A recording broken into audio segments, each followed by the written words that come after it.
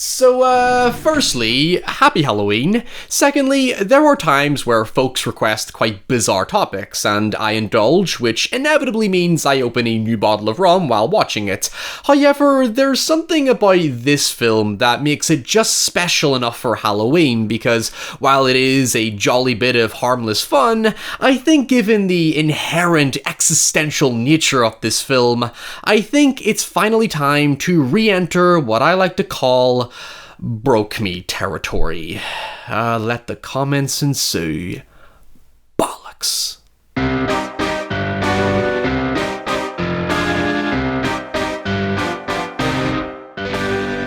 Killer Clowns from Outer Space is exactly what you think it is. One night, an intergalactic alien race of clowns, emphasis on the K, crash land in the small town of Crescent Cove and begin terrorizing and abducting the locals using circus-style tools and weaponry so they can consume their blood. So until next time, stay safe, stay away from— okay, fine, let's discuss context. If you've been watching my videos for a while, then you'll know I'm no stranger to schlock. However, I genuinely don't think I've covered one this unapologetically insane. Killer Clowns is a shameless slapstick horror comedy through and through. It makes no attempt to hide its conceit and fully embraces the unrelenting absurdity of its premise with a celebratory sincerity like a novelty joke shop. Killer Clowns from Outer Space. Holy shit. It's pretty obvious just looking at it that you need to set your expectations accordingly, because the gimmick doesn't change much over the course of the runtime, nor does it ever end. But for me personally, after covering so many grim, grisly, and serious horror movies this year, it's an incredibly refreshing detox to cover something with this much intoxicating buffoonery. In fact, it's so wacky and weird that I probably need to counterbalance it with something a hell of a lot stronger. The thing is, before you dismiss Killer Clowns as just another one of those ridiculous bonkers concepts that half-asses its execution with annoying complacency, Killer Clowns had me genuinely laughing with its playful ingenuity, while also getting rather engrossed in the surreal obscurities it presents.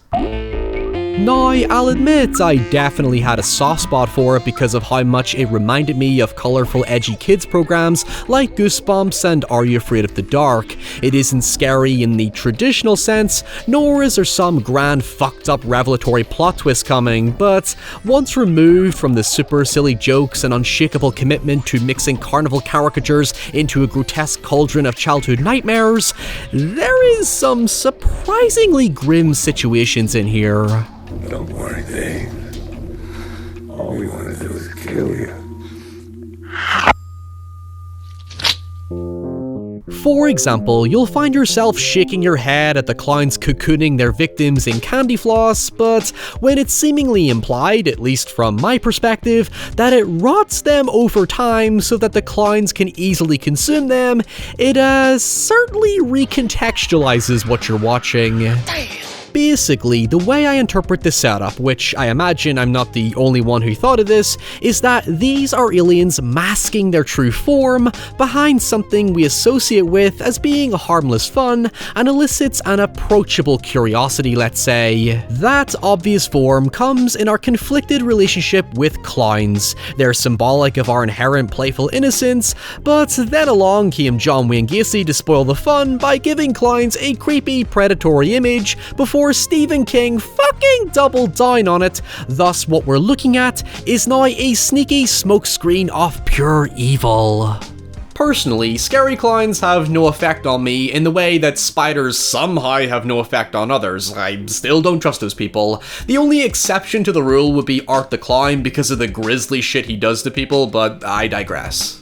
As such, the whole emphasis on the K in Clown alluded greatly to them being shapeshifters, especially when the characters are later confronted by this sinister alien puppet queen thing that made me think it's going for a similar ambiguity to The Thing. It makes for a compelling mystery beneath its absurdity. The fact that there has never been a sequel, unless the 2023 video game has something to add, works to the effect of making me wonder just what the hell they actually really are. I mean, it's funny in its own right to just accept that they are in fact alien clowns, but there is no getting past the utter curiosity I felt every time something new was introduced. They have pies made of acid, they make balloon hounds to hunt their prey, they can create shadow puppets to devour people. Hell, one of them turns their victim into a fucking ventriloquist dummy. But you're not gonna make a dummy out of me. It is a candy-coated horror with a razor blade in the middle, and even if there isn't, it doesn't matter, candy will still rot your teeth. If I was to maybe give the film one big criticism, it's that I feel like it holds back too much on being gross and violent for the sake of wanting to be just appropriate enough for kids akin to Gremlins or Poltergeist. At this point, I just want to say, if you're enjoying the video, please leave a comment below telling me your thoughts on the film, and even give a recommendation for what I should cover next. And if you haven't done so, please consider leaving a cheeky wee like and subscribe. I'm so close to 700,000 subs. To further understand the tone I think the film goes for, besides the usual dark 80s horror flicks, there are two other pieces of media that kept coming to mind as I was watching this. One of them was the video game Bugsnax, which on the surface is a story filled with colourful, quirky, cartoonish characters. However, once you start peeling away the fake smiles and eccentricities, it's a creepy psychological body horror like how another game, We Happy Few, exaggerated the whole rose-tinted manipulation of the truth, where once you're no longer blinded by the fuzzy, whimsical distractions, everything is kind of miserable. It's that unstable juxtaposition between tones that makes it work. The heightened vibrancy of the aliens hits a relatively uncanny level of artifice within a grounded, realistic setting, with their grotesque features showing the cracks in their predatory appearance, like a lush peacock coming at you with a fucking switchblade. The other very obscure piece of media that came to mind, which probably helps cement the nostalgic allure the film had to me,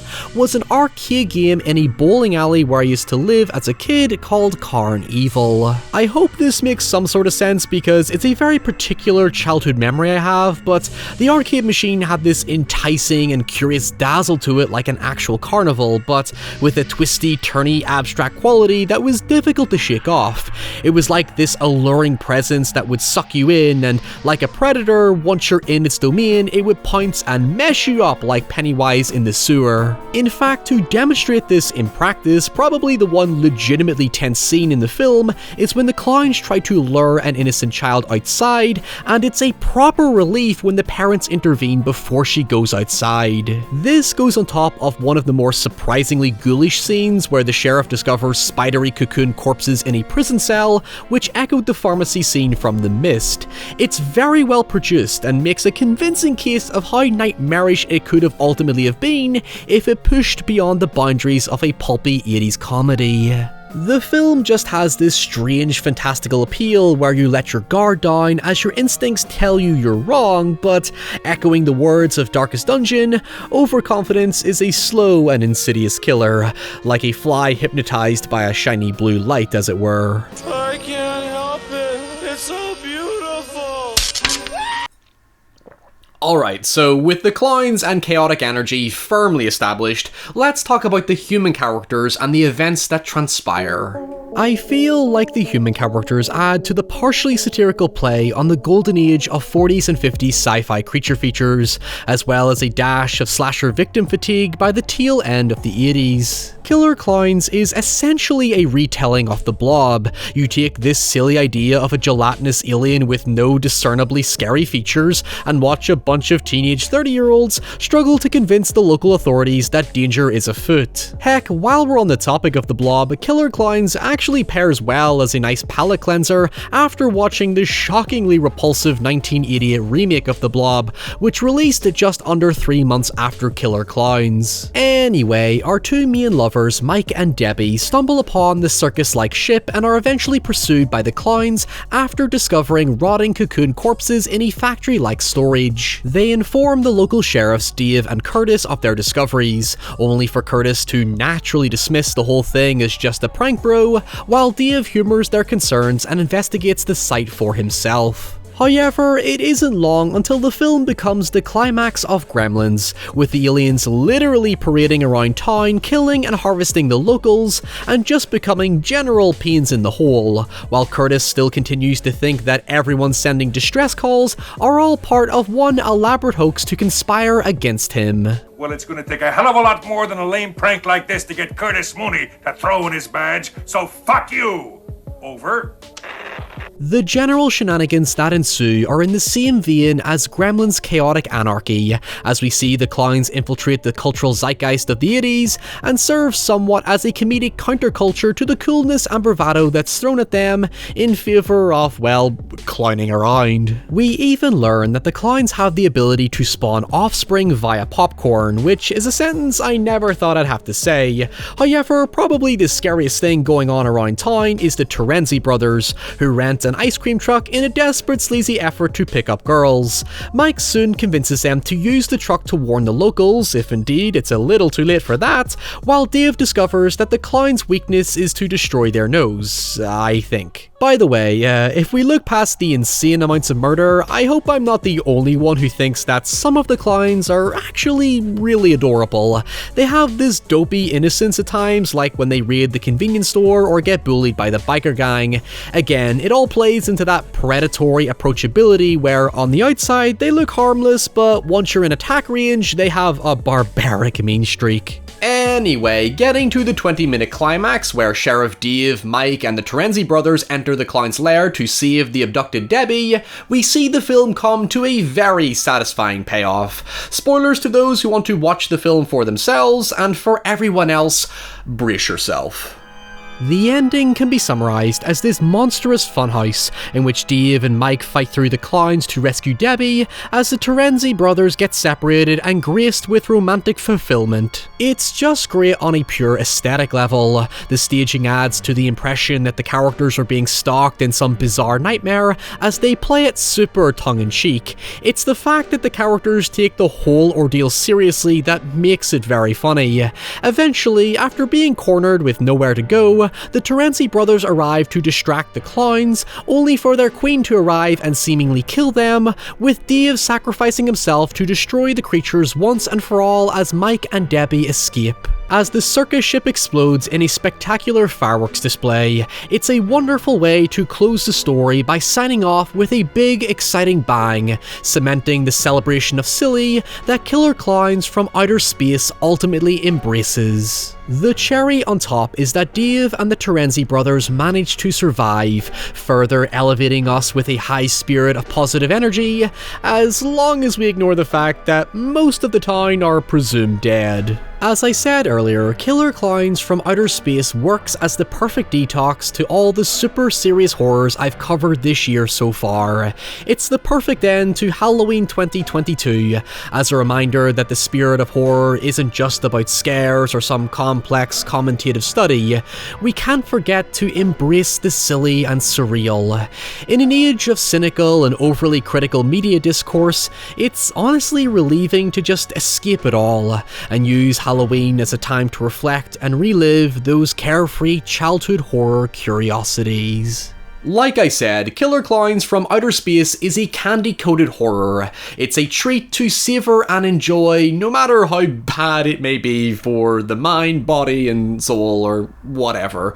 So until next time, stay safe, stay away from carnivals and clowns, and I'll see you all very soon for something hopefully a bit more rational. Bye!